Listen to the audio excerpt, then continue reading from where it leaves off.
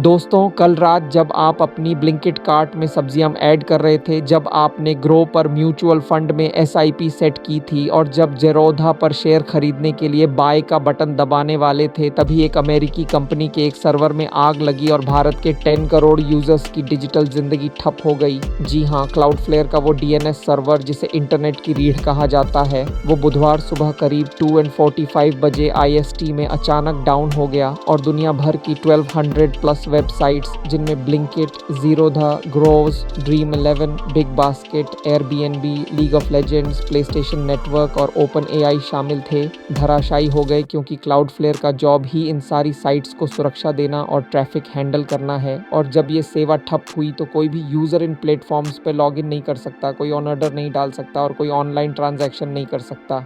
भारत में सबसे ज़्यादा परेशानी उन 5 करोड़ ट्रेडर्स को हुई जो ज़ीरोधा और ग्रोव्यू पर अपनी पोजीशंस मैनेज कर रहे थे, ब्लिंकिट के 2 करोड़ यूज़र्स जो खाना ऑर्डर करने वेट कर रहे थे और ड्रीम11 के 50 लाख यूज़र्स जिनकी फैंटेसी टीम्स बनकर रेडी थीं, लेकिन मैच शुरू होने से पहले ही सब कुछ क्रैश हो गया। क्लाउडफ्लेयर ने खुद अपने ब्लॉग में माना कि उनके सैन जोस डेटा सेंटर में एक पावर इश्यू था जिससे उनका distributed denial of service protection system fail हुआ और जिसे ठीक करने में उन्हें सिर्फ 15 मिनट लगे, लेकिन इस 15 मिनट की आग ने पूरी दुनिया की अर्थव्यवस्था को $2.5 बिलियन का नुकसान पहुंचाया और भारत में अकेले 12,000 करोड़ रुपए के ट्रेड्स डिस्प्यूट हो गए क्योंकि कोई भी ट्रेडर अपना स्टॉप लॉस नहीं लगा सका। सबसे बड़ा सवाल ये है कि एक अमेरिकी कंपनी के एक सर्वर की खराबी ने भारत के डिजिटल इंफ्रास्ट्रक्चर को इतना कमज़ोर क्यों बना दिया? क्यों हमारी सारी कंपनियां ब्लिंकिट से लेकर ज़ीरोधा तक एक ही विदेशी सर्वर पर निर्भर हैं?